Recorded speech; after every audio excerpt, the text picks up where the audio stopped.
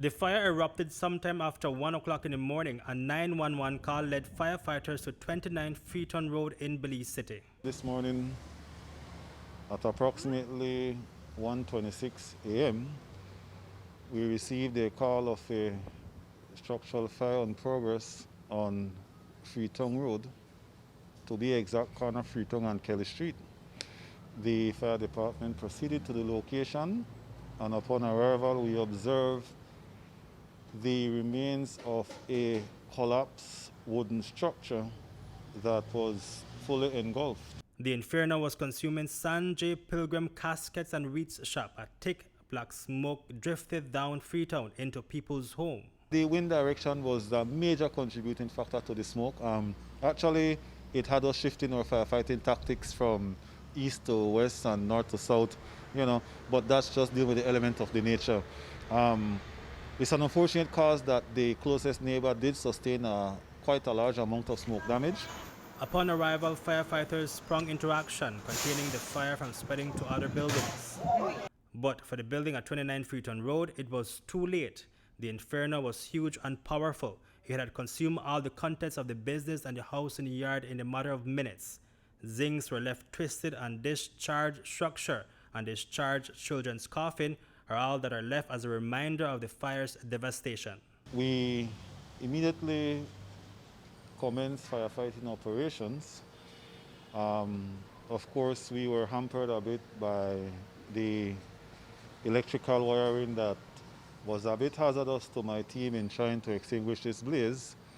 However, BL made themselves available to our assistance, and they neutralized the area, and we were able to fully extinguish this fire before any further structure could have been engulfed by the inferno.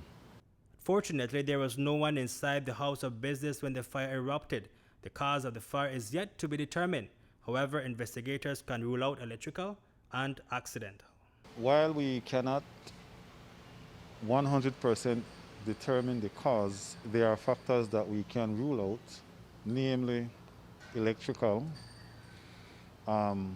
We can definitely rule out any form of negligence in the sense of an abandoned stove or a lighted candle, seeing that no one was at home long before the fire even started.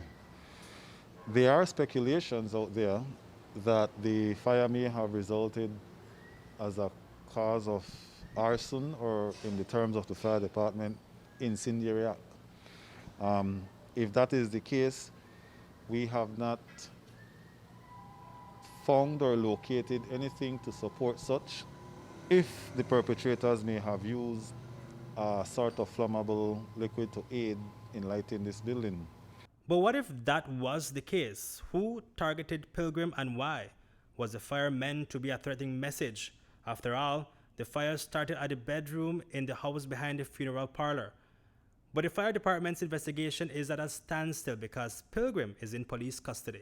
We could not get a hold of him to have a one-on-one with Mr. Pilgrim, as we were learned by the police department he was detained pending other criminal matter. We also learned that Mr. Pilgrim's establishment housed an apparent wooden structure which is located directly adjacent to the front of the establishment. Investigations can confirm that the fire started from the rear of that dwelling structure where the bedroom was located.